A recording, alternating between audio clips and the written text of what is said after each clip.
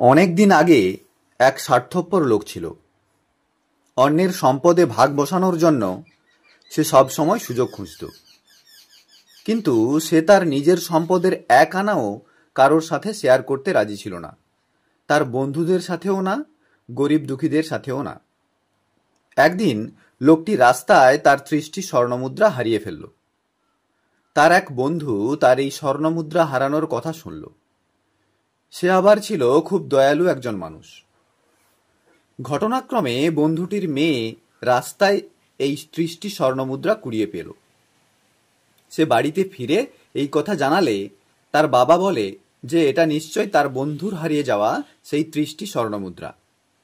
তাই সে লোকটির কাছে গেল তাকে মুদ্রাগুলি ফিরিয়ে দিতে। কিন্তু তার স্বার্থপর বন্ধুটি যখন শুনল যে তার মেয়ে এই মুদ্রা কুড়িয়ে পেয়েছে, তখন সে বলল যে আমার মোট ৪০টি স্বর্ণমুদ্রা ছিল, তোমার মেয়ে নিশ্চয় এখান থেকে ১০টি মুদ্রা সরিয়েছে, আমাকে তোমার ৪০টি মুদ্রাই দিতে হবে। একথা শুনে লোকটি রেগে গেল এবং মুদ্রাগুলো সেখানে রেখে চলে গেল। কিন্তু স্বার্থপর বন্ধুটি ছিল নাছোড়বান্দা। সে বিচার নিয়ে আদালতে গেল। বিচারক তার অভিযোগ মন দিয়ে শুনল এবং সেই বাবা ও তার মেয়েকে ডেকে পাঠালো।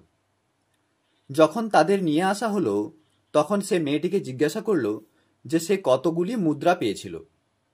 মেয়েটি জানালো যে ৩০টি স্বর্ণমুদ্রা সে কুড়িয়ে পেয়েছে। বিচারক আবার স্বার্থপর লোকটিকে জিজ্ঞাসা করল সে কতগুলো মুদ্রা হারিয়েছিল। লোকটি জানালো মোট ৪০টি স্বর্ণমুদ্রা সে হারিয়েছিল। বিচারক এবার লোকটিকে জানালো যে মেয়েটি যে মুদ্রাগুলি কুড়িয়ে পেয়েছে সেগুলো তার নয়, কারণ মেয়েটি ৩০টি স্বর্ণমুদ্রাই পেয়েছে, কিন্তু সে হারিয়েছে ৪০টি মুদ্রা। সে মেয়েটিকে এই মুদ্রাগুলি তার সাথে নিয়ে চলে যেতে বলল এবং জানালো যে যদি কেউ জানায় যে ৩০টি মুদ্রা হারিয়েছে, তবে তাকে আবার ডেকে পাঠানো হবে। বিচারক লোকটিকেও বলল যে কেউ যদি খবর দেয় যে সে ৪০টি স্বর্ণমুদ্রা পেয়েছে, তবে তাকে ডেকে পাঠানো হবে। তখন সাথে সাথে স্বার্থপর লোকটি স্বীকার করল যে সে মিথ্যা কথা বলেছিল এবং আসলে সে ৩০টি স্বর্ণমুদ্রাই হারিয়েছে, তাই তাকে যেন সেগুলো ফিরিয়ে দেওয়া হয়।